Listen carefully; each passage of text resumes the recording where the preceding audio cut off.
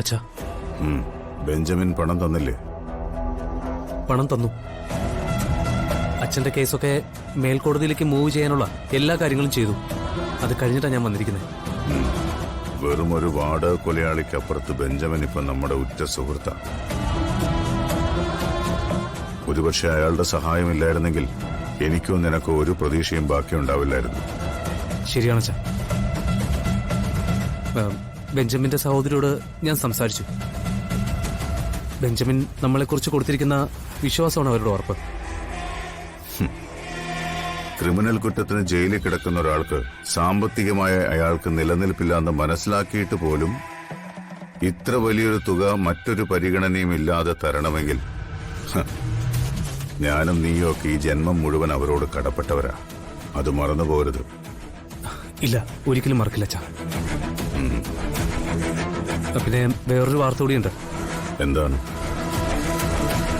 മുത്തശ്ശി സിയുടെ കസ്റ്റഡിയിലാണ്. അമ്മയ്ക്ക് എന്ത് പറ്റി? മുത്തശ്ശിക്കെതിരെ പ്രിയങ്കയും അവളുടെ മുത്തശ്ശിയും കേസ് കൊടുത്തു. വനിതാ കമ്മീഷന്റെ ഉത്തരവുണ്ടായിട്ട് പോലും പ്രിയങ്കയെ കണിമംഗലത്ത് നിർത്താൻ സമ്മതിക്കാത്തതിനും അവളെ ക്രൂരമായി തല്ലിച്ചതച്ചതിനും. അമ്മ വെറുതെ ഇതിനിടയിൽ ആരോടാണ് അച്ഛൻ സഹതാപം കാണിക്കുന്നത്? അച്ഛനെ പ്രസവിച്ചവരാ. പക്ഷെ എപ്പോഴെങ്കിലും ഒരിക്കൽ അച്ഛനോട് ആ സ്നേഹം മുത്തശ്ശി കാണിച്ചിട്ടുണ്ടോ? മുത്തശ്ശിക്ക് പ്രിയപ്പെട്ടത് പരമേശ്വരനാ. പരമേശ്വരന്റെ മക്കളല്ലേ? ഒരിക്കൽ പോലും എന്നോടൊന്നും വിളിച്ച് ചോദിച്ചിട്ടില്ലല്ലോ അച്ഛൻ ജയിലിൽ എങ്ങനെയാ കഴിയുന്നതെന്ന്. അത് മുത്തശ്ശി മാത്രമല്ല, ആ കുടുംബത്തിലെ ഒരാൾ പോലും ചോദിച്ചിട്ടില്ല. പകരം ഇതിന്റെയൊക്കെ പേരില് അമ്മയെ ഒരു അടിമയെ പോലെ അവിടെ നിർത്തിയിരിക്കുക, കുത്തുവാക്കുകൾ കൊണ്ട് നിറയ്ക്കുക.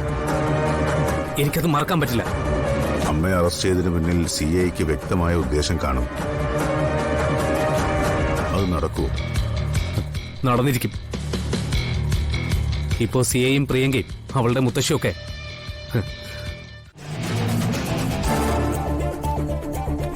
സർ, പിതാമയുടെ എന്നോട് കാര്യങ്ങളൊക്കെ പറഞ്ഞിരുന്നു. നിങ്ങൾ വരൂ. സർ, ഞാൻ തന്നെ വിളിച്ച് ഫോൺ പോക്കറ്റ് ഇടുന്നതിന് മുമ്പേ തുടങ്ങി കളക്ടറുടെയും ഹോം മിനിസ്റ്ററുടെയും ഒക്കെ കോള്. നേരിട്ട് വന്ന് തന്നെ ഇവരുടെ മുത്തശ്ശി റിലീസ് ചെയ്യണമെന്നാ എനിക്കുള്ള ഓർഡർ. എനിക്ക് വല്ല പറയാനുണ്ടോ?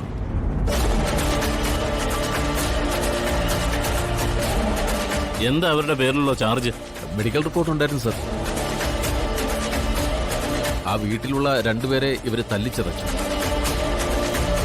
ഇത്തരത്തിലുള്ള പരാതി ഇതിനു മുമ്പ് കിട്ടിയിട്ട് താൻ ഇങ്ങനെയൊന്നും ഇതിനു മുമ്പ് ചെയ്തിട്ടില്ലല്ലോ.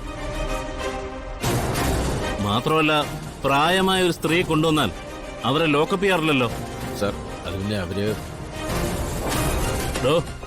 ഒരിക്കൽ തന്റെ ദേഹത്ത് നിന്ന് ഈ യൂണിഫോം നഷ്ടപ്പെട്ടിട്ട് അത് തിരിച്ച് തന്റെ ദേഹത്ത് കയറാൻ വേണ്ടി താൻ ആരെയൊക്കെ കണ്ടു, എത്രയൊക്കെ അതിനുവേണ്ടി മുടക്കി, അതെല്ലാം എനിക്ക് കൃത്യമായിട്ട് അറിയാം.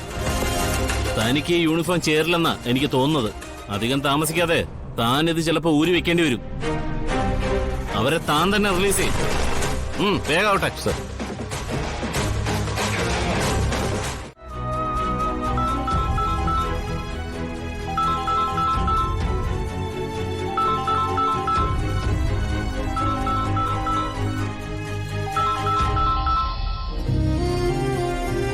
ഹലോ മോളെ, വീട്ടിലെത്തിയോ നിങ്ങള്?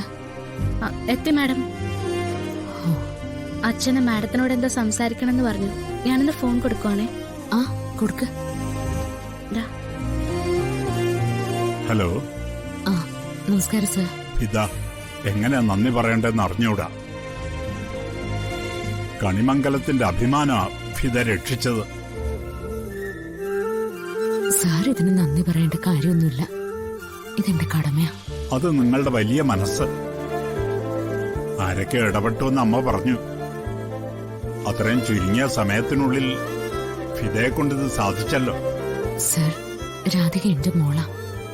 രാധികയെ സ്നേഹിക്കുന്നവരെ എനിക്ക് ഒരുപാട് ഇഷ്ടമാണ്. അവർക്ക് വേണ്ടി ഞാൻ എന്തും ചെയ്യും.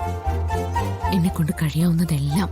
സ്വന്തം മോളല്ലെങ്കിലും ഇത്രയും കാര്യമായി അവളെ സ്നേഹിക്കുന്നുണ്ടല്ലോ. സ്വന്തം മോളല്ലെന്ന് ആരാ പറഞ്ഞത്? ആ അവൾ എന്റെ മോളാണ് സർ. ഞാൻ അവളുടെ അമ്മ തന്നെയാ. അതെന്റെ രാധികമോളുടെ ഭാഗ്യം. ഇതേ ഞാനൊരിക്കൽ നേരിട്ട് കാണുന്നുണ്ട്. ഞങ്ങളുടെ കുടുംബത്തിന്റെ ഏറ്റവും വേണ്ടപ്പെട്ട ആളല്ലേ ഇപ്പൊ ഫിദ. ശരി ഫിദ. ആ ശരി. രാധികമോളെ സ്വന്തം മോളെന്ന് തന്നെയാ ഫിദ മാഡം പറയുന്നത്. അത് ശരിയാ അച്ഛാ. രാധിക ഫിദ മാഡത്തിന്റെ മോള് തന്നെയാ.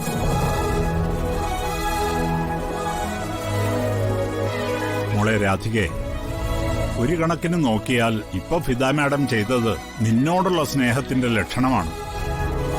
മറ്റുള്ളവരോട് ഇടപെടാനുള്ള നിന്റെ മിടുക്ക് അതാണിപ്പോ നമ്മുടെ കുടുംബത്തെ രക്ഷിച്ചത്. വരുണേ, ഇനി എന്താ നമ്മൾ ചെയ്യേണ്ടത്? ചിലത് ഞാൻ മനസ്സിൽ തീരുമാനിച്ചിട്ടുണ്ട് അച്ഛാ. ഇതങ്ങനെ വെറുതെ വിട്ടാൻ പറ്റില്ല. മുത്തശ്ശിക്കുണ്ടായ മാനക്കേടിന് പകരം നമ്മൾ ചോദിച്ചിരിക്കും, അതാരായാലും.